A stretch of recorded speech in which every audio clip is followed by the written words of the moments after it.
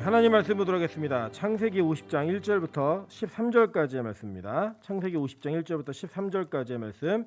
저 여러분이 한 절씩 교독하고 마지막 절은 합독하도록 하겠습니다.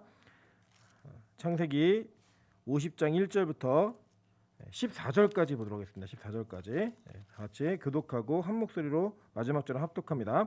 요셉이 그의 아버지 얼굴에 굽으려 울며 입 맞추고 그 수종들은 의원에게 명하여 아버지의 몸을 향으로 처리하게 하매 의원이 이스라엘에게 그대로 하되 40일이 걸렸으니 향으로 처리하는 데는 이 날수가 걸림이며 애굽 사람들은 70일 동안 그를 위하여 곡하였더라.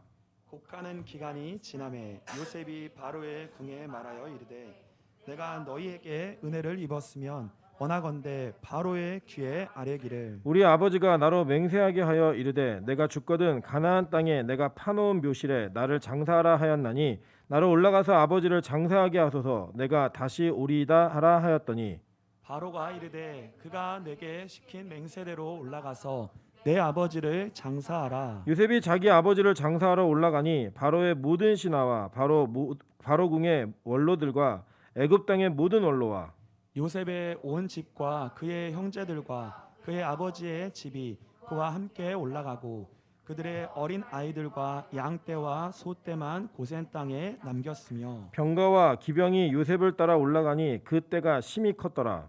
그들이 요단강 건너편 아닷 타작 마당에 이르러 거기서 크게 울고 애통하며 요셉이 아버지를 위하여 7일 동안 애곡하였더니 그 땅 거민 가나안 백성들이 아담 마당의 애통을 보고 이르되 이는 애굽 사람의 큰 애통이라 하였으므로 그 땅 이름을 아벨 미스라임이라 하였으니 곧 요단강 건너편이더라. 야곱의 아들들이 아버지가 그들에게 명령한 대로 그를 위해 따라 행하여 그를 가나안 땅으로 메어다가 마므레와 막벨라 밭 굴에 장사하였으니 이는 아브라함이 해쪽 속 에브론에게 밭과 함께 사서 매장지를 삼은 곳이더라. 합독합니다. 요셉이 아버지를 장사한 후에 자기 형제와 호상꾼과 함께 애굽으로 돌아왔더라. 아멘. 우리 주변에 있는 분들에게 이렇게 인사하겠습니다. 당신의 얼굴을 보니 행복해질 것 같습니다. 네, 앞뒤로도 인사하겠습니다. 마스크 얼굴을 보면 더 행복해질 것 같습니다. 네, 아닌 분도 계신가 봐요. 그냥 웃고 인사 안 하는 분도 계시네요.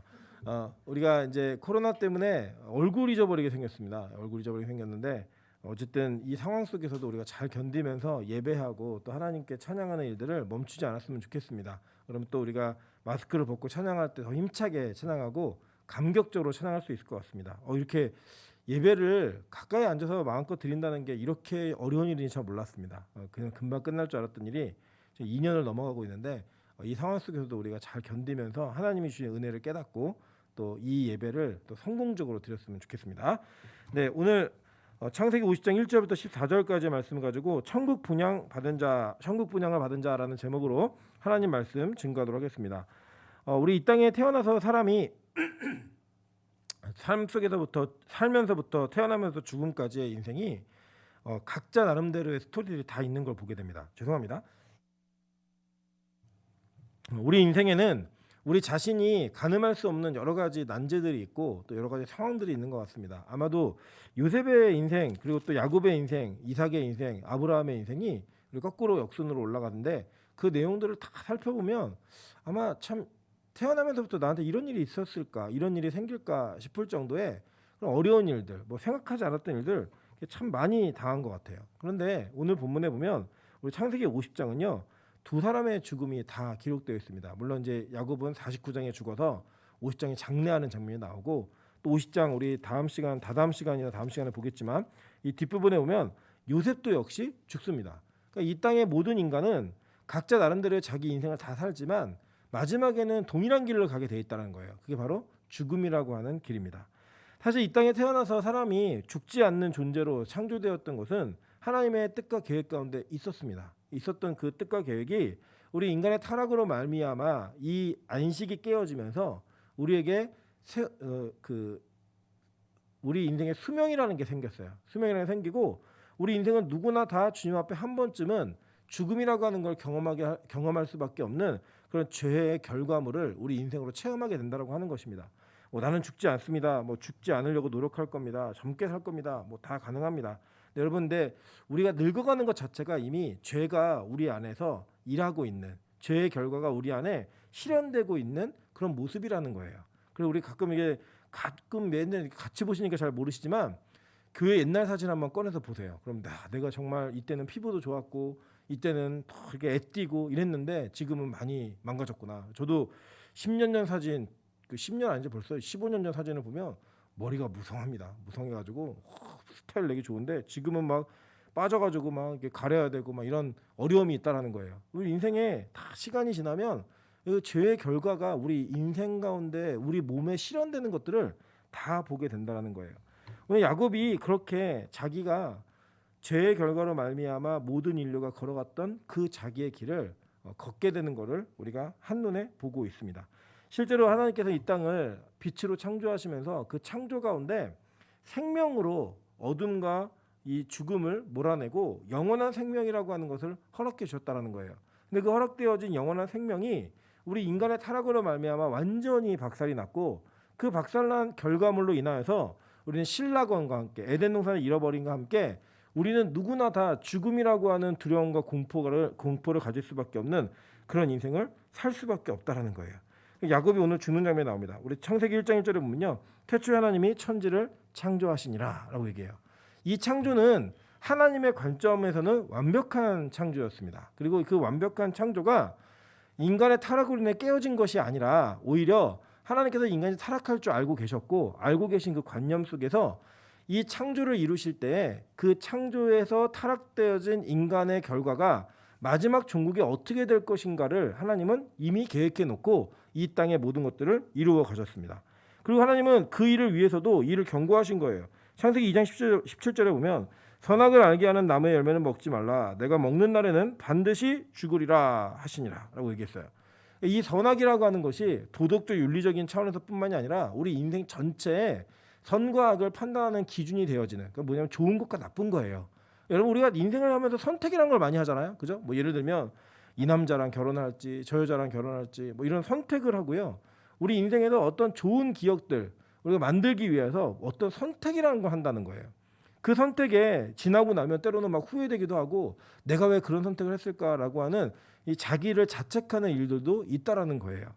뭐 예를 들면 오늘 오전에 설교 제목이 아직 기회가 있다 이랬더니 오늘 결혼을 앞둔 한 자매가 이거 결혼 안 해도 되는 건가라는 그런 기회를 자기도 삼고 그냥 꿈을 가지면서 은혜를 받았던 그런 내용들을 봅니다. 저도 이게 기억해 보면 저희 아내랑 이제 결혼했는데 저는 신혼여행을 그때 당시에 코로나가 없었기 때문에 몰디브로 가자. 이유는 평생에 한 번 가는 건데 몰디브 한번 가봤으면 좋겠다. 근데 저희 아내가 우리나라 여름은 몰디브 우기라서 비가 오는 건 난 너무 싫다. 태국을 가자. 태국을 갔어요. 갔는데 이게 웬일입니까? 태국에 가서 에어컨을 틀어주지 않는 거예요. 그 공포와 두려움. 저는 정말 태국에 갔으면 안 되는데 이런 생각이 정말 많이 들 정도로 그 시간 자체가 너무나 힘들었습니다. 더워서 딴 게 아니라 우리 아내하고의 관계가 어려서가 아니라 너무 더워가지고 힘들었어요. 그런데 우리 인간의 선택은 항상 좋은 결과만 낳지 않는다라는 거예요. 왜 그러냐면 선과 악을 구분하는 기준이 나에게 있기 때문에 인간의 유한함의 관념으로 무언가를 선택했을 때 그 유한함이 주는 결과물은 절대 우리 모든 인생을 만족시킬 수가 없습니다. 여러분 정치나 경제, 사회, 모든 문화, 모든 영역에서 모두를 100% 만족시킬 수 있는 건 존재하지 않아요. 어떤 사람에게 좋을 수 있지만 어떤 사람에게는 참 싫은 일이 될 수도 있고 어떤 사람에게는 참 싫은 일이지만 어떤 사람에게는 굉장히 좋은 일이 될 수도 있는 그런 인생의 롤러코스터 같은 일들은 우리 인생에 다 벌어진다는 거예요. 그 길을 누가 걸었느냐? 바로 야곱이 걸었고 요셉이 걸었고 저와 여러분이 걷고 우리 모두가 다 걷게 될 거라는 거예요. 자, 그럼 그 가운데에서 하나님은 왜 우리에게 야곱과 요셉을 등장시켜서 뭘 말씀하고 싶으신 건가? 무엇을 말씀하고 싶으신 건가?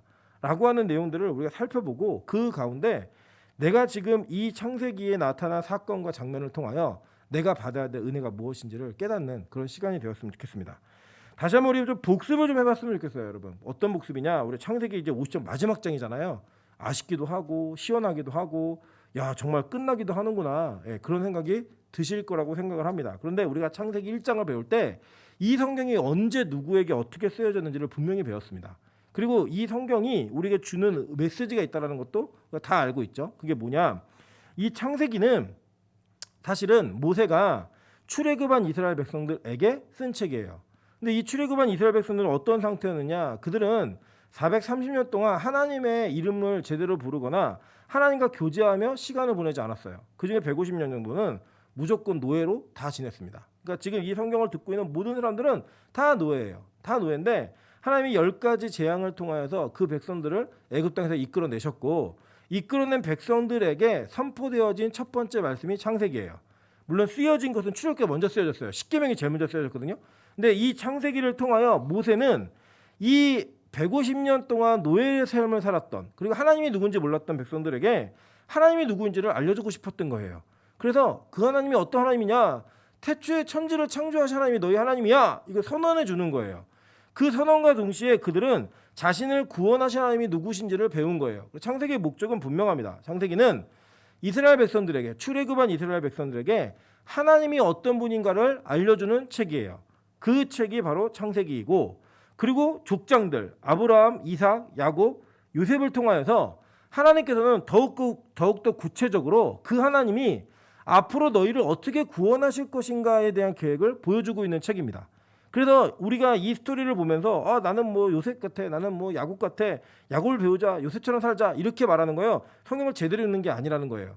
하나님은 구원의 모델링, 즉 모델을 세우셔가지고 그 모델을 구원하시는 장면을 통하여 내가 너를 어떻게 구원할지를 알려줄게, 내가 너를 이렇게 구원할 거야 라고 그 시대에 자신의 조상들의 이야기를 들어 그 백성들에게 말씀하셨고, 그 말씀하신 하나님이 지금 오늘 저와 여러분에게 앞으로 하나님께서 저와 여러분을 어떻게 구원하실 줄을 보여주는 책이라는 거예요. 즉 이 죽음의 스토리, 그리고 이 장례는 앞으로 우리가 죽는 길을 다 가야 되는데 그 길 가운데서 하나님이 우리를 어떻게 구원하실 것인가, 어떻게 소망을 갖고 살아야 되는가, 이것을 여실없이 보여주고 있는 정확하고 분명한 구원의 메시지라는 겁니다.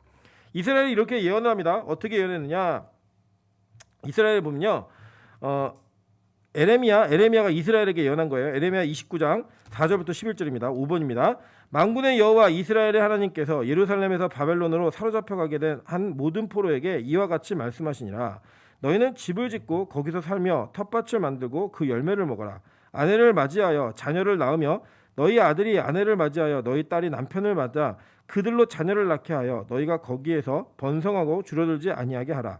너희는 내가 사로잡혀 가게 한 그 성읍의 평안을 구하고 그를 위하여 여호와께 기도하라. 이는 그 성읍이 평안함으로 너희도 평안할 것임이라. 만군의 여호와 이스라엘의 하나님께서 이와 같이 말하노라. 너희 중에 선지자들에게나 점쟁이에게 미혹되지 말며 너희가 꾼 꿈도 고지 듣고 믿지 말라. 내가 그들을 보내지 아니하였어도 그들이 내 이름으로 거짓을 예언함이라. 여호와의 말씀이니라. 여호와께서 이와 같이 말씀하시니라. 바벨론에서 70년이 차면 내가 너희를 돌보고 나의 선한 말을 너희에게 성취하여 너희를 이곳으로 돌아오게 하리라.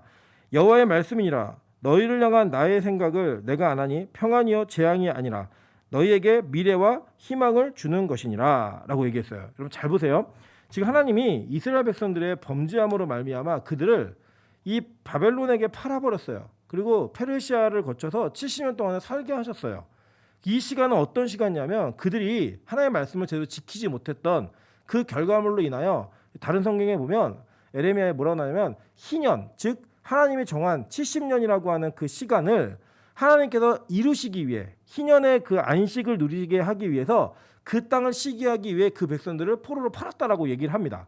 즉 모든 계획이 하나님의 뜻과 계획 가운데 이루어진 것이었고, 그 계획 속에서 우리 인간은 하나님이 정해놓으신 계획표를 따라 움직일 수밖에 없는 삶을 살 수밖에 없다라는 거예요. 그래서 허튼 말하는, 그게 아니라고 얘기하는 선지자도 믿지 말라는 거예요. 아무도 믿지 말라는 거예요. 그러면 하나님은 이 야곱의 인생을 통하여 앞으로 내가 이스라엘을 어떻게 인도할지를 분명히 보여주고 계셨어요. 자, 볼게요. 먼저 우리 본문을 보시면, 자, 이 요셉이 그 아버지의 얼굴을 굽으려 울며 입맞추고 그의 수종드는 의원에게 명하여 아버지의 몸을 향으로 처리하게 하매 의원이 이스라엘에게 그대로 하되 며칠이 걸렸어요? 40일이 걸렸으니 향으로 처리하는데 이 날수가 걸림이며 애굽 사람들은 70일 동안 그를 위하여 곡하였더라 라고 얘기해요. 그죠? 자, 이 40일이라고 하는 이 40일은 뭐와 연결이 되냐면 여러분 잘 기억해 보세요. 하나님이 이스라엘 백성들을 이끌어내어서 광야에서 40년을 유리하게 하셨습니다. 그죠? 그 40년의 유리를 하는 동안에 어떤 일이 벌어지냐면 처음에 출애굽했던 60만의 이스라엘 백성이 다 죽어요. 그죠? 다 죽고 그의 자녀들, 즉 다음 세대가 다시 60만이 되어서 세 사람이 된 것으로 말미암아 그들이 가나안 땅에 들어가게 됩니다. 그죠? 그래서 이것은 우리 개개인의 인생의 한 시대에 이루어진 일은 아니지만 하나님께서 두 세대를 거쳐서 뭘 보여주신 거냐면 우리의 죄된 옛사람이 죽고 새 사람으로 하나님과 함께 하나님의 땅에 입성하게 된다라고 하는 걸 보여주시는 거예요. 즉 이 야곱의 무기력하고 무능한 마지막 시기에 그의 죽음으로 말미암아 매장되어진 그 매장이 그 장례를 치르는 그 장례가 40일 동안 그 죽음을 처리하는 과정을 통하여 그 옛사람이 온전히 죽어가는 과정을 하나님은 미리 예언하신 거예요. 그리고 이 나중에는 이 40일을 광야 생활을 했던 거를 그 어떻게 계산했죠 하나님이? 가나안 땅을 40일 동안 보고 온 것을 1년으로 하루를 1년으로 쳐갖고 40년을 치렀잖아요. 그죠? 그리고 난 다음에 자 여기 보면은 이 죽음으로 말미암아 어떤 일이 벌어졌냐면 지금 애굽 사람들이 70일 동안 그를 위하여 뭐 했어요? 곡했다라고 얘기하고 있어요. 그죠? 곡하고 슬퍼했다라고 얘기합니다. 이 70일은 뭐냐? 바로 동일한 개념으로서 하나님이 이스라엘 백성들을 그 죽음 가운데서 그들이 온전히 죽지 않고 자기의 자아를 또 살리잖아요. 그래서 팔렸어요. 팔려갖고 70년 동안 바벨론으로 팔아버렸죠. 그죠? 그 팔아버린 시간을 여기다 대입하면 완벽하게 맞는 거예요. 자, 왜 그러냐면 잘 보세요. 이 전에 49장까지는 야곱을 뭐라고 부르냐면 야곱이라고 불러요. 그죠? 야곱이라고 부르는데 지금 이 장면에서는 뭐라고 얘기하냐면 이스라엘이라고 부르고 있어요. 야곱의 이름을 바뀐 이름으로 부른다는 거예요. 근데 이걸 처음에 누가 들었죠? 출애굽한 이스라엘 백성들이 듣는 거예요. 즉 이스라엘이라는 이름 자체 국호는 어떤 이름이었냐면 자신들의 12지파의 조상 아버지였던 야곱이라고 하는 그 이름이 하나님으로부터 바뀌어진 이름으로 들려지고 있는 거예요. 그러니까 그 이스라엘의 운명을 지금 이들은 그냥 이 현장에서 듣고 있는 거예요. 앞으로 너에게 어떤 일이 벌어질지 하나님이 어떻게 계획하실지 이걸 보는 겁니다.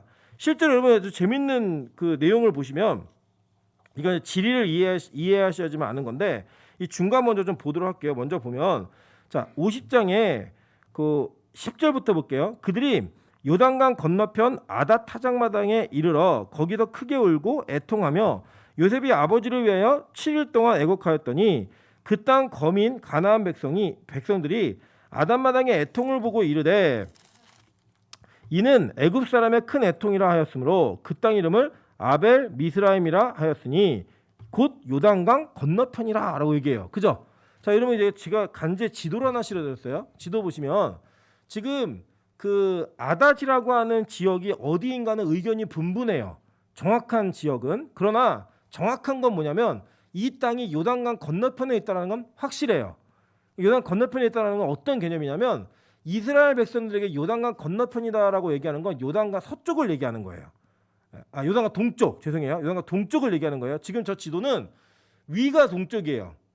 밑에가 서쪽이고 오른쪽이 남쪽, 그리고 왼쪽이 북쪽이에요. 이스라엘 백성들 지도를 저렇게 봐요.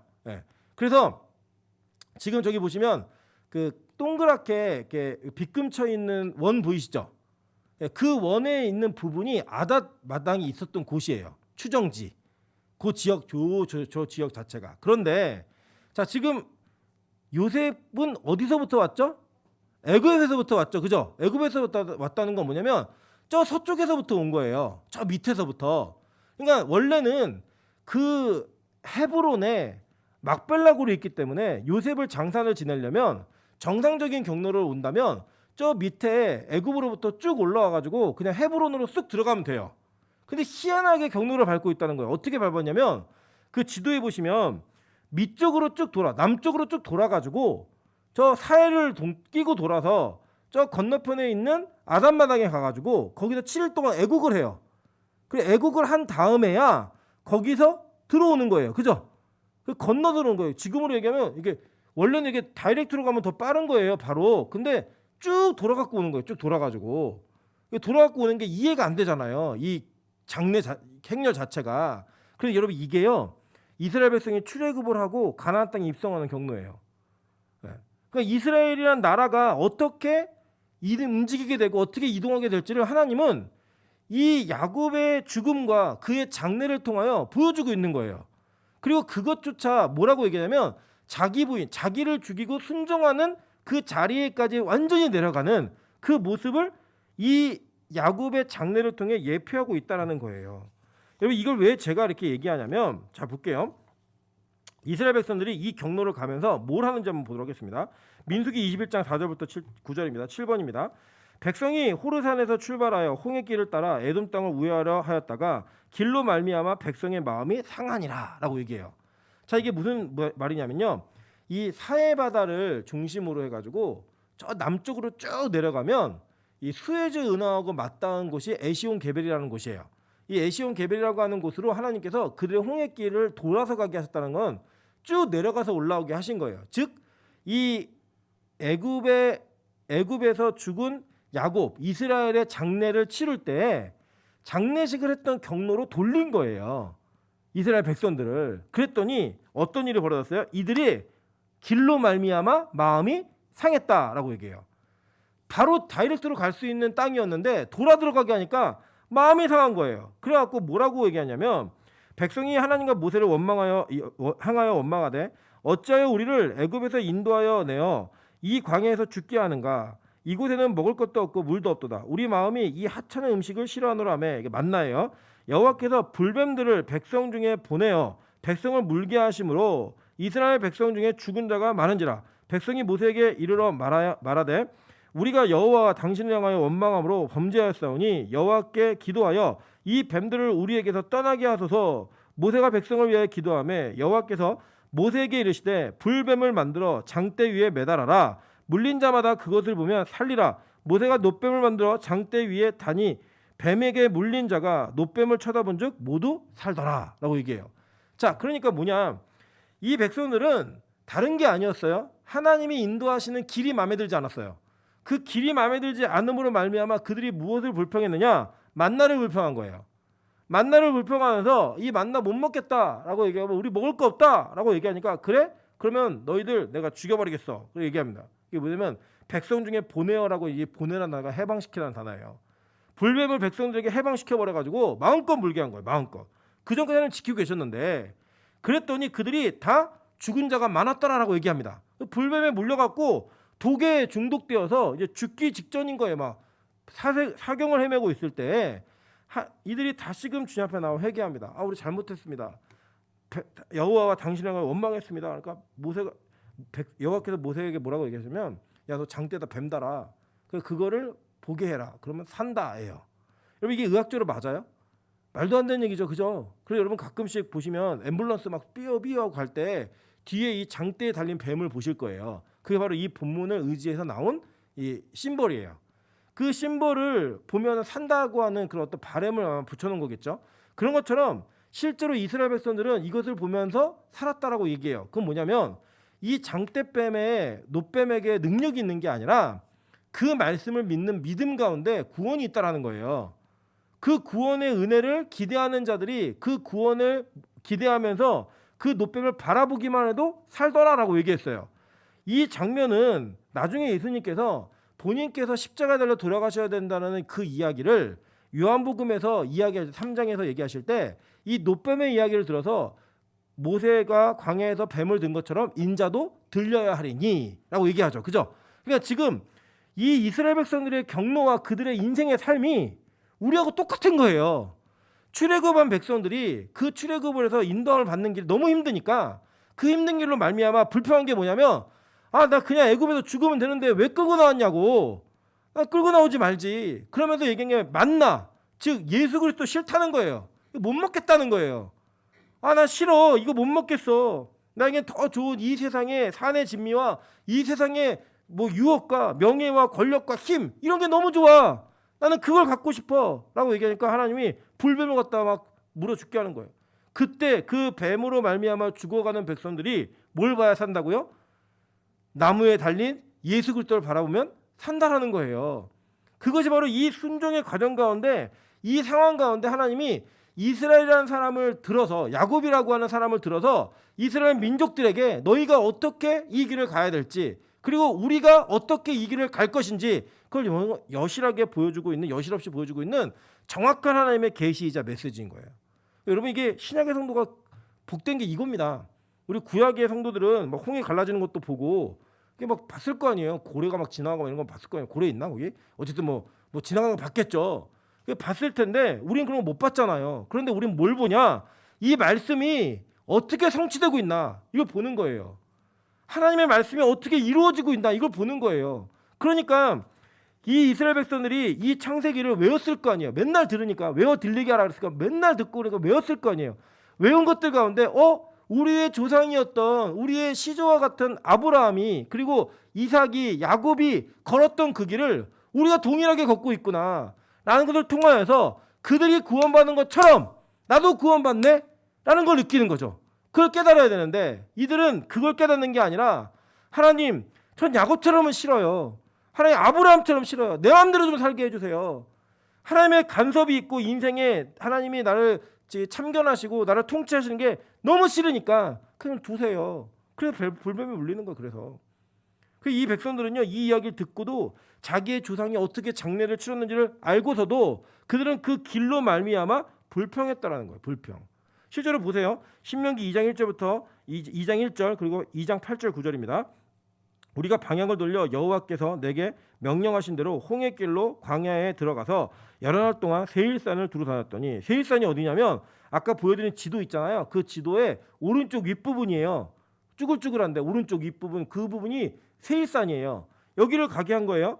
그리고 8절 9절을 보시면 우리가 세일산에 거주하는 우리 동족의 에서의 자손을 떠나서 아라바를 지나며 엘락과 에시온게벨 곁으로 지나 행진하고 돌이켜 모압 광야 길로 지날 때 그러니까 뭐냐면 더 밑에까지 내려갔다가 다시 올라온 거예요. 올라와갖고 어디를 지났냐면 모압 땅. 모압 땅은 지금 아까 지도에 보시면 그 동그란 원대에 있는 부분 있죠. 그 옆으로 오른쪽에 중앙 부분까지 그게 모압 땅이에요. 네, 그 모압 땅으로 들어가는 거예요. 지금 저 위치가 아니면 모압 평지예요. 저기가 모압 평지.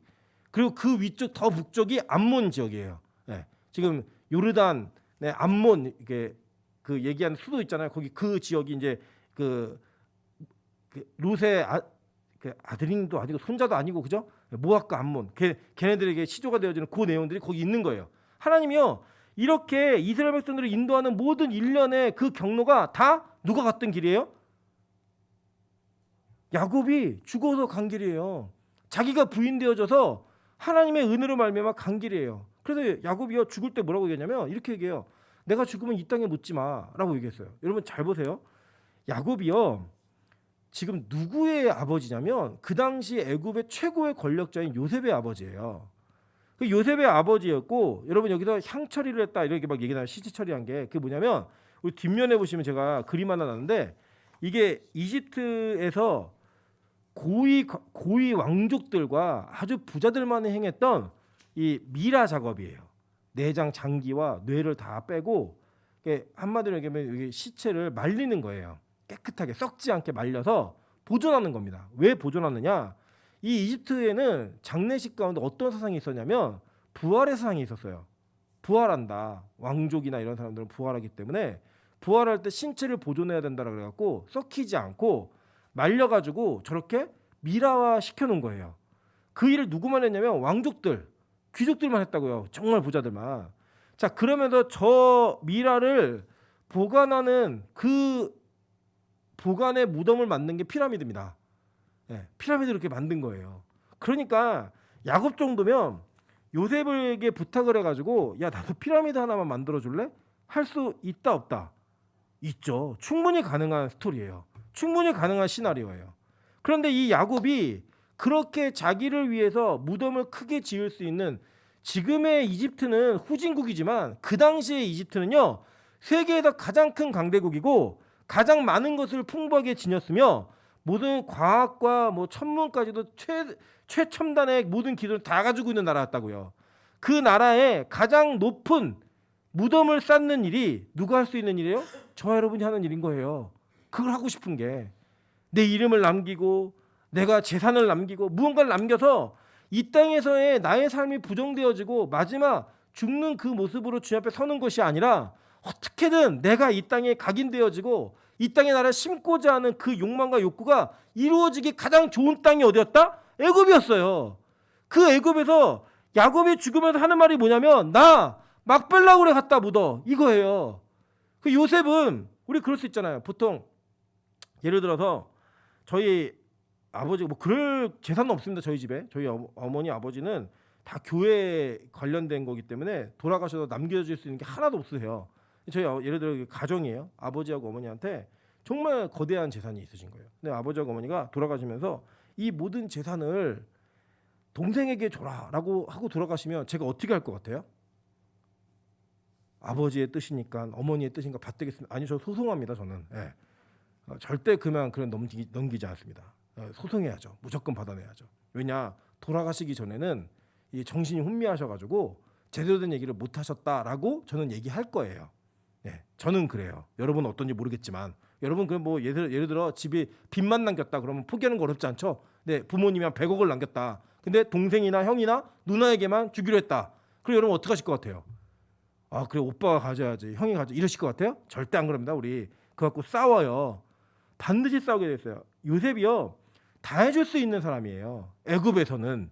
근데 아버지가 자신이 피라미드까지도 지을 수 있는 힘과 능력이 있는 사람인데 자신의 아버지가 자기에게 저 가나안 땅의 총구석에 갔다가 보이지도 않는 굴에 갔다가 날 갖다 넣어라라고 얘기했을 때 그 자식이 네라고 얘기하는 게 사실은 자식 관계로는 쉽지 않아요. 근데 이게 왜 가능했는가? 지금 야곱과 요셉은 죽음 앞에서 동일한 선택을 할 수 있고 동일한 관점으로 죽음을 바라볼 수 있는 영적 해안이 있는 사람들이었다는 거예요. 이 의미가 무엇인지를 아는 사람들이었다는 거예요. 그래서 그들은 자신의 일생에 자신의 이름을 남기는 것에 집착하고 자신이 가지고 있는 것을 기념하는 것에 집중한 것이 아니라 지금 하나님의 뜻대로 살고 하나님의 계획대로 자신의 인생의 길을 걷는 것에 자신을 집중하고 있는 거예요. 그래서 이 유언을 순종할 수 있었던 것도 이 요셉이 할 수 있었던 하나님을 향한 믿음이었던 거예요. 효심으로는 이렇게 하면 안 돼요. 한번 생각해보세요. 아버지는 자기에게 평생 올인했던 사람이라는 걸 알잖아요. 그 안 아버지가 자기가 다 해줄 수 있는데 아버지가 이거를 안 하겠다고 얘기할 때 그거를 그대로 받아들일 수 있는 거는 믿음이라는 관념 아니고 믿음이라는 관점 아니고는 절대 불가능한 일이에요. 그렇게 하나님은 이 요셉으로 하여금 그리고 또 야곱으로 하여금 하나님의 길을 선택할 수 있는 그 믿음의 선택을 그들에게 온전히 요구하셨고 그들은 그걸 이루어내는 거예요. 지금 어떻게 해요? 죽어서요. 그리고 이게 너무 아이러니하지 않습니까? 우리가 살면 못하니까 그걸 죽어서 하게 하는 거예요. 죽어서. 우리 야곱 같은 인생, 우리 인생 어떤 인생이에요? 내 힘으로 내 능력으로 무언가를 이루고자 하는 욕망과 욕구가 꿈틀꿈틀거리는 사람들이잖아요.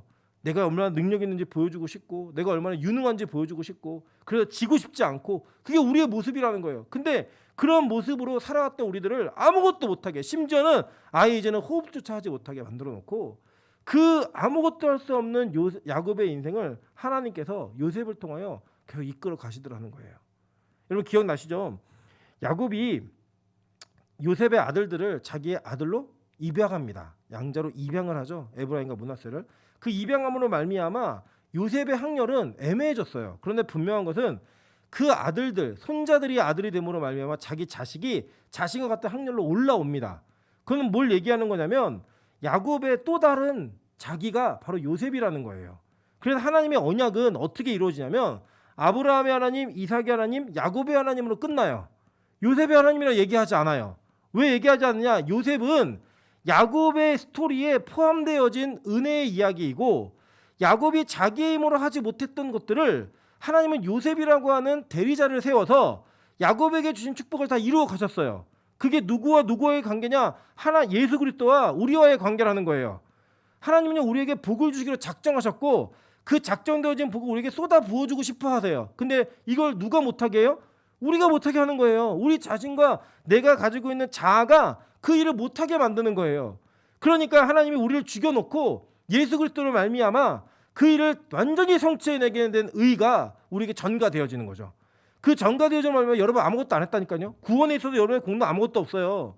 아무것도 없는데 그 예수 그리스도의 모든 공로와 수고를 통하여 그 복을 누가 누려요? 저 여러분이 다 누리는 거예요. 그걸 야곱의 언약이라고 하는 겁니다. 그래서 그 언약 가운데 누가 있는 거예요? 저 여러분이 주인공으로 있는 거예요. 그래서 오늘 죽어서 야곱에게 하나님이 그 길을 가게 하시고 그 길의 모든 인도를 요셉으로 하여금 이끌게 하시는 거예요. 우리는 그렇게 이끌림 받는 인생이 되는 겁니다. 저 여러분은 그렇게 살아가는 존재로서 이 땅에서 나를 나타내는 것이 아니라 나의 죽음과 나의 삶과 나의 모든 순간을 통하여 예수 그리스도가 증명되어지고 예수를 말미암아 얻은 것들이 증명되어지게 사는 그런 인생을 살아가는 백성으로서 우리가 부르심을 받은 거예요. 그게 바로 복음입니다. 그게 바로 구원이에요. 이게 바로 하나님께서 야곱과 요셉을 통하여 내가 너희를 어떻게 구원할 것인가를 명쾌하게 보여주고 있는 복음의 메시지인 거예요. 그래서 여러분 우리는요 구원이라고 하는 그 영역 속에서 그 어떤 것도 할 수 없는 그런 존재라는 겁니다. 그래서 이 가문이 진짜 하나님한테 완전 사기당했어요. 어떻게 사기당했냐? 하나님 분명히 아브라함에게 얘기하셨거든요. 야 본토 친척 아베 집을 떠나서 내가 내게 지시하는 땅으로 가라. 그럼 내가 너에게 복을 주고 큰 민족을 이루게 하고 내가 눈에 보이는 땅 다 줄게 라고 얘기했단 말이에요. 근데 아브라함이 그 약속을 직접 받은 아브라함이 그의 평생에 자기가 낳은 자식 중에 하나님이 딱 하나 인정했어요. 그가 이스마엘 낳았잖아요. 그죠? 장남으로. 하나님 인정 안 했어요. 그리고 둘째인 이삭을 낳았죠. 그리고 구두라의 자손들로 줄줄이 낳았습니다. 후처를 맞아가지고. 근데 하나님이요 마지막 그의 인생에 죽기 전에 구두라의 후처들에게 재산을 지어서 다 동쪽으로 떠나보내게 했어요. 떠나보내게 하고 하나님이 그에게 남겨준 유일한 자식이 누구였느냐? 이삭 딱 하나였어요. 아무 자식도 인정 안 한 거예요. 하나님이 인정 안 해줬다니까요. 우리 예전에 보잖아요. 우리나라에서 왕을 세우면 사대주의가 강해가지고 왕을 세우면 그 왕이 중국에게 인정받냐 못 받냐 이거 따라가지고 엄청난 자기의 신분의 위치의 권위의 변화가 있었잖아요. 그것처럼 하나님이 다 기각한 거예요. 이스마엘 땡 구두라의 자손들 다 보내. 그리고 유일하게 한 사람 남겼어요. 이게 무슨 큰 민족이에요. 심지어는 이 이삭이 자기보다 결혼도 일찍 하고 자기는 후처를 그 뒤에 맞았는데 자기가 아들들만 낳을 때 이삭이 40에 결혼해서 60에 애를 낳아요. 60에 애를 납니다. 그리고 야곱하고 에서가 태어났을 때 그 아브라함 살아 있었어요. 그 2명, 3명의 자기 직속 계열. 그런데 심지어는 하나님이 리브가에게 말씀하셨죠. 에서 아니래요. 또 그 중에 둘도 별거 아닌데 민족에 비교하면 둘도 별거 아니잖아요. 근데 그 자식 중에 장남이었던 에서를 하나님 또 기각해버렸어요. 인정 안 했다고요. 누구 남았어요? 야곱 하나 남았어요. 남은 야곱이 형하고 싸워가지고 그의 일생에 아브라함의 죽음도 보지 못하고 그냥 가가지고 삼촌네 집에 있다가 없어졌어요. 그냥 못 본 거예요. 할아버지 그 인생 야곱이 약속은 훔쳐갔지만 그의 야곱의 인생에 큰 민족이요? 한 번도 못 봤어요. 한 번도 못 봤고 그나마 있었던 자식들도 하나님 다 인정 안 했어요. 땅이요? 여러분 해족속에게 땅을 삽니다. 아브라함이 장사 지낼 땅을 사요. 막벨라 굴이라고 하는 딱 그거 하나 샀고요. 그는 평생 텐트 치는 인생이었어요. 장막의 인생. 여러분 텐트는 왜 치죠? 내 집이 아니니까, 내 땅이 아니니까 이동해야 되니까 잠깐 있는 거예요. 잠깐. 그가 집을 지었다, 나라를 세웠다, 왕국을 세웠다. 이게 원래 맞잖아요. 하나님의 약속이 맞다면. 근데 그의 일생에 하나님은 그렇게 역사하신 것이 아니라 그들의 일생 가운데 한 줌의 땅을 딱 줬어요. 무슨 땅이요? 죽으면 묻힐 땅. 아마 야곱이 그리고 이삭이 그리고 아브라함이 다녔던 땅에 비하면 진짜 여러분 아브라함은 갈대아 우르에서 왔잖아요. 갈대아 우르는요 그때 당시에 수세식 화장실이 있었어요. 수세식 화장실이. 그러한 최첨단 문명 도시에서 총구석에 와가지고 자기 묻힐 굴 하나 딱 얻어낸 거예요. 눈에 보이는 다 준다고 약속했는데 아브라함이요 그 속임을 받고도 하나님을 배신하지 않고요. 심지어는 이삭도 그 약속을 믿으면서 자기가 복의 사람이라고 얘기하고요. 야곱은 그 복을 훔치겠다고 그 복을 강탈하겠다고 형 속이고 아버지 속이다가 도망다니는 인생이 돼요. 그리고 죽어요. 죽는데 이 죽는 이 이스라엘 집안 야곱의 집안의 장례식이요 되게 재밌습니다. 똑같아요. 자 볼게요. 11번입니다. 창세기 49장 31절입니다. 아브라함과 그의 아내 사라가 거기 장사되었고 이삭과 그의 아내 리브가도 거기 장사되었으며 나도 레아를 그곳에 장사하였노라 라고 얘기해요. 이거 야곱의 증언을 통해 다 증명된 거예요. 뭐가 증명되느냐? 아브라함도 사라도 이삭도 리브가도 그리고 야곱도 레아도 모두가 다 자신들이 하나님이 줄 거라고 약속했던 그 거대한 땅에 어떤 것도 얻지 못하고 딱 죽을 자리 하나 보고 거기에 들어가는 인생으로 마무리됐다는 거예요. 여러분 이거 완벽한 사기 아닙니까? 하나님께 완전하게 당한 거 아니에요? 100%? 그런데 그들이 죽는 그날까지 어느 누구도 하나님을 원망하지 않아요. 원망하지 않고 그곳에서 그들이 그 죽음 가운데서 하나님을 향한 소망을 갖더라는 거예요. 여러분 잘 보세요. 우리가 예수 믿으면 잘 됐으면 좋겠잖아요. 그죠? 로또도 되고, 그죠?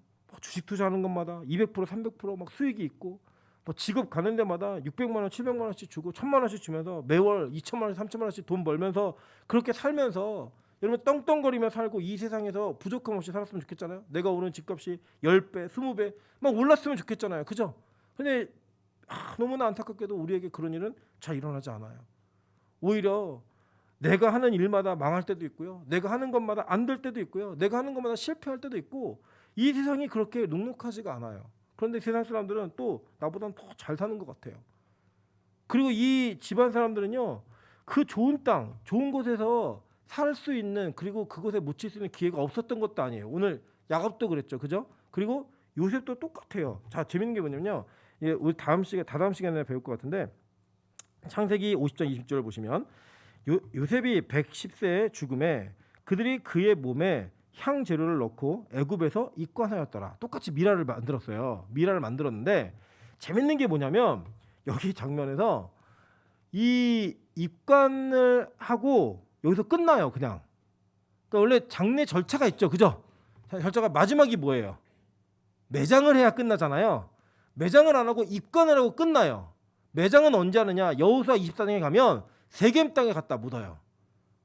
막벨라굴이 아니라 세겜 땅에 갖다 묻어요. 이 요셉을. 그러니까 이 사람들은 이상한 사람들이에요.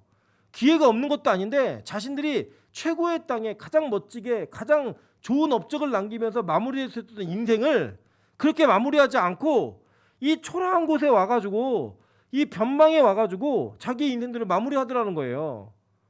여러분 이해 안 가지 않습니까? 뭐 야곱까지 그냥 이해하겠어요. 그냥 아버지였으니까. 근데 요셉은 더 이해 안 가잖아요. 심지어 요셉은 유언을 뭐라고 얘기하냐면 하나님이 반드시 너희들을 이 땅에서 내보낼 것이다. 그때 내 해골을 메고 올라가라. 이게 유언이에요. 유언. 이 세상에다가 이 애굽에다가 나의 시신을 두지 말고 반드시 그 가나안 땅으로 날 데리고 가라. 약속의 땅으로 날 데리고 가라라고 얘기하는 거예요. 그가 죽으면서까지 유언했던 그 내용이 바로 그 내용이었어요. 왜 그랬을까요? 이들에게는 다른 소망이 있었기 때문이에요. 창세기 23장 2절부터 3절에 이 아브라함이 막벨라굴을 사게 된 계기가 있어요. 어떤 계기였느냐 보니까 사라가 가나안 땅 곧 헤브론 곧 기란 야르바에서 죽음에 아브라함이 들어가서 사라를 위하여 슬퍼하며 애통하다가 그 시신 앞에서 일어나 나가서 해쪽 서기에 말하 이르되 이게 뭐냐면 이 뒤가 이제 막벨라굴을 사는 장면이에요. 그러니까 누구 때문에 산 거예요? 사라의 죽음 때문에 막벨라굴을 사는 거예요. 그런데 여기에 보면요, 아주 재밌는 장면이 나옵니다. 여기 보면 그 시신 앞에서 일어났다라고 얘기해요. 근데 이게 히브리어로는 파님 알이에요. 그러니까 알은 뭐냐면 그 위에서라는 전치사고요. 파님이라는 단어는 얼굴이란 뜻이에요. 그러니까 얼굴 위에서 일어났다예요. 이해되죠? 무슨 말인지? 그러니까 시신이 있었는데 그 얼굴 위에서 일어났다라고 얘기하는데 이 히브리인들에게 이 장면은 무언가를 연상하게 하고 무언가를 의미하고 있는 게 있어요. 자, 볼게요. 열왕기상 17장 21절부터 22절입니다. 그 아이 위에 몸을 3번 펴서 엎드리고 여호와께 부르짖어 이르되 내 하나님 여호와여 원하건대 이 아이의 혼으로 그의 몸에 돌아오게 하옵소서 하니 여호와께서 엘리야의 소리를 들으시고 그 아이의 혼이 몸으로 돌아오고 살아난지라라고 얘기해요. 이게 뭐였냐면 엘리야가 자기가 복을 줘서 축복해갖고 낳은 아이가 죽은 장면에서 그 죽은 아이의 위에 올라가가지고 아이를 살리는 장면이에요. 근데 똑같이 전치사 알이 나와요. 그러면 위에 올라간 거예요. 그대로. 자, 요 장면이요. 또 신약에도 반복이 돼요. 사도행전 20장 10절입니다. 유두고라고 하는 청년이 창에 걸터 앉아 있다가 깊이 졸더니 바울이 강론하기를 더 오래 하매 졸음을 이기지 못하여 3층에서 떨어지거늘 일으켜보니 죽었는지라. 이런 소망이 생기죠. 바울 설교도 듣고 조는데 뭐 제 설교 듣고 드는 건 당연히 졸 수 있죠. 근데 여러분 보세요. 바울 설교 듣고 졸다가 어떻게 됐어요? 죽었어요. 근데 바울은 살리지만 전 못 살리니까 졸지 마세요.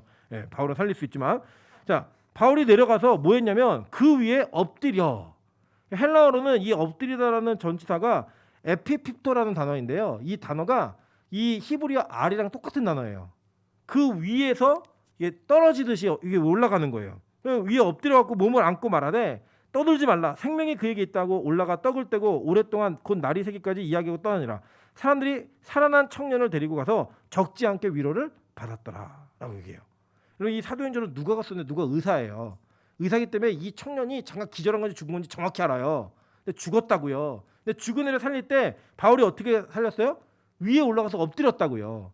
그런 장면을 살린 거예요. 그러니까 즉 이 행위는 떠난 영혼이 다시 돌아오기를 기대하는 마음으로 하는 히브리인들의 관습적 행위예요.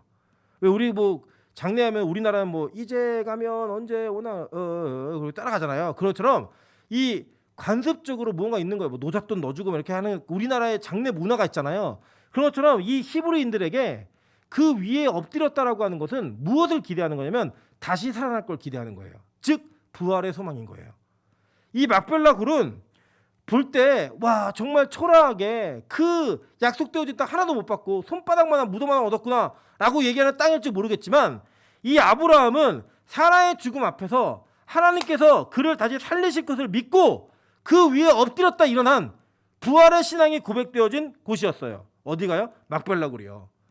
그래서 이스라엘 백성들에게 그리고 또 이 가문에게 막벨라굴이라고 하는 그 장지는 그 무덤은 죽음으로서의 절망이 아닌 새로운 소망으로서의 부활을 기대할 수 있는 그 장소였다고요.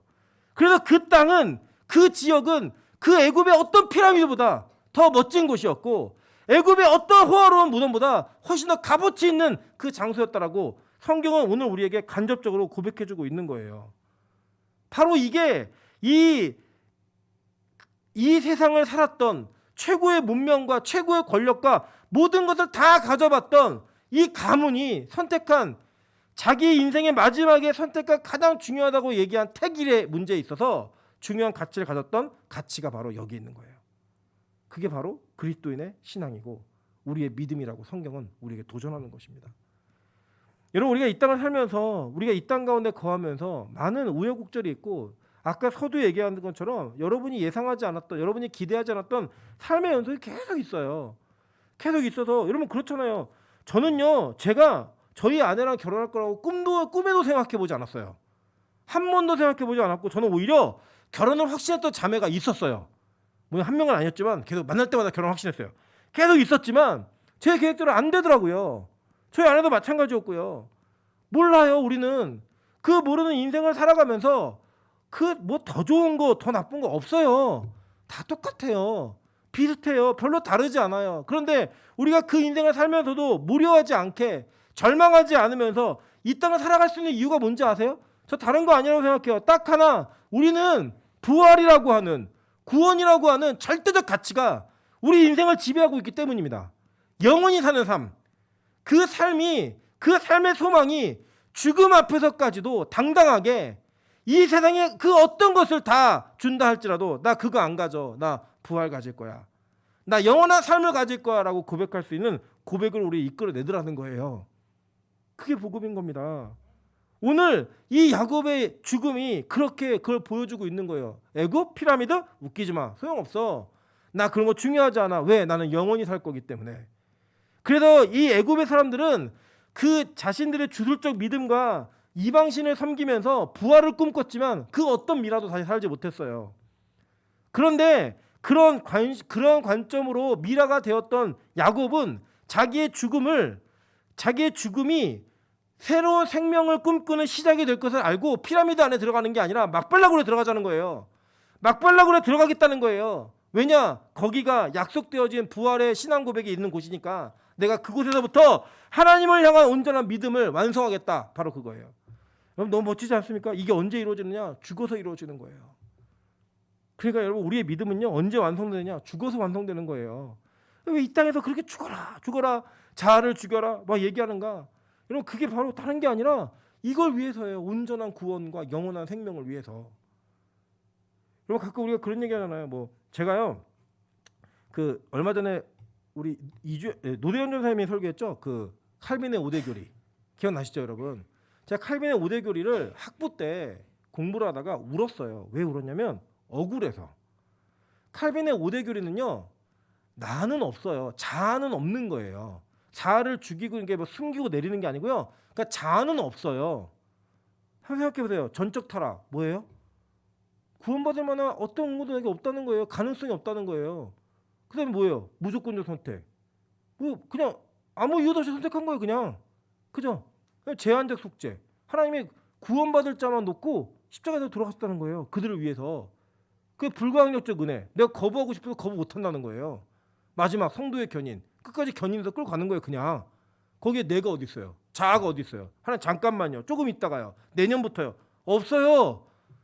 제가 그걸 깨닫는 순간 아 예수를 제대로 믿는 건 나는 없는 거구나. 억울해서 그랬어요. 억울해서. 은혜 받아서 온 게 아니라 나는 그렇게 살고 싶지 않은데 나는 내 자아를 갖고 내 꿈을 갖고 내 희망을 갖고 내 능력 따라 살고 싶은데 그걸요. 그래서 깨달아지니까 열받더라고요. 화나더라고요. 왜? 하나님이 왜 원하는 대로 살아야지? 왜 하나님이 내 인생을 좌지우지해? 왜 하나님이 내 인생 모든 걸 다 통치해야 돼? 그래서 저는요. 그 하나님의 부르심과 뜻하심을 거부하는 방향으로 살고 싶어서 몸부림을 쳤던 사람이에요. 하나님이 저를 어떻게 사용하실지 어떻게 저를 이끌어 가실지가 눈에 보이니까 그걸 도망다니면서 살았던 사람이에요. 근데 하나님 결국은요. 하나님의 계획대로 하시더라고요. 어떻게 해서라도 하시냐면 절 죽여서. 절 진짜 죽여서 제 자아를 완전히 박살내버려서 그렇게 하게 하시더라고요. 그게 하나님이십니다. 저는요 그래서 이 야곱의 이 스토리가 남의 이야기 같지가 않아요. 이게 누구 이야기지? 내 이야기구나. 이게 나의 이야기구나. 내 삶에 그대로 나타나는 하나님의 구원의 계획이 이루어지고 있는 것들을 보게 되는 거구나. 그거예요, 그거. 그 여러분 우리 모두는요 그 길을 가고 있는 겁니다 지금. 저 여러분이 그 길 속에 걸어가고 있는 거예요. 가끔 제가 이렇게 설교하면 목사님은 그 기독교 염세주의자 같다고. 아니요. 기독교 염세주의가 아니고요. 우리 인생의 운전대는 누구보다 운전 잘하시는 하나님 잡으셔야 돼요. 우리 인생의 운전대는 누구보다 운전을 잘하실 수 있는 하나님이 잡으셔야 돼요. 그래야 우리 인생이 제대로 가는 거예요. 근데 우리가 운전을 못하니까 불안한 거예요. 힘든 거예요. 여러분 가끔 경험하시잖아요. 초보들이 차 타고 초보 운전자들이 차를 타잖아요. 그러면 자기들이 자꾸 백미러를 가려요. 사이드미러를 차게 보겠다고. 운전도 안 하는데 옆에 앉아가지고 뭐 참 뭐 빠르다 느리다 아예 모를 땐 괜찮아요. 자아가 없을 때는요 그냥 운전자에게 모든 걸 다 맡겨요. 근데 운전을 조금 아는 것 같으면 그렇게 참견을 해요. 뭐 벨트는 맸니 뭐 했니. 우리 재밌는 것도 보시면 금식을 하잖아요. 금식하는 사람이 막 음식을 먹고 싶어하면 식탐 내지 막 계속 얘기해요. 정작 본인은 3일도 안 해봤으면서 한 사람들한테 그렇게 코칭을 해요. 왜 그러죠? 우리가 다 내 자신을 드러내고 나타내는 것을 너무나 좋아해요. 뭔가 할 줄 아는 것 같으면 그게 내 실력인 줄 알아요. 그래서 진짜 하나님께 딱 붙들림 받는 인생은요 절대 자신을 드러내려고 하지 않아요. 하나님을 드러내려고 노력을 하고요. 하나님께 이끌림 받고 그의 음성을 듣고자 내 자신을 죽이는 일에 열심히 노력을 해요. 그래서 여러분 예배 안 드리고 싶은데 예배 오라 하면 가는 거예요. 헌금 안 하고 싶은데 헌금 하라면 헌금하는 거예요. 기도 안 하고 싶은데 기도하라면 기도하는 거고요. 찬양 안 하고 싶은데 하라고 하시면 하는 거예요. 힘들죠?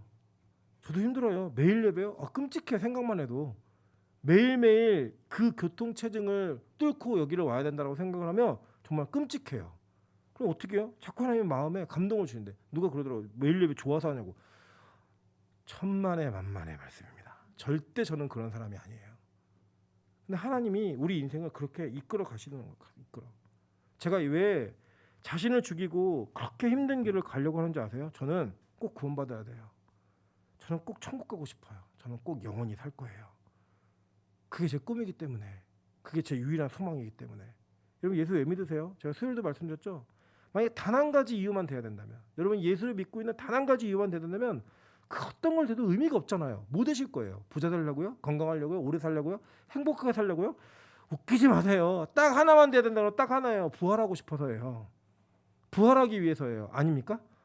맞잖아요. 그게 목적이 아닌 분들은 교회 잘못 다니고 계신 거예요. 친구 만나러, 뭐 남자 만나러, 여자 만나러, 그냥 뭐 우리 교회 뭐 가문 대대로 섬겼으니까. 아니에요, 여러분. 이 교회를 다니고 여러분 예배하는 유일한 목적 하나만 되라고 하면 딱 하나. 여러분 구원받기 위해서예요. 영원한 삶을 누리기 위해서. 그 고백이 지금 이 가문에 나타나고 있는 거예요. 이 집안에. 요셉도 그 가문의 고백에 동참하고 있는 거고요. 그래 보세요. 히브리서 11장 17절부터 19절 보면요.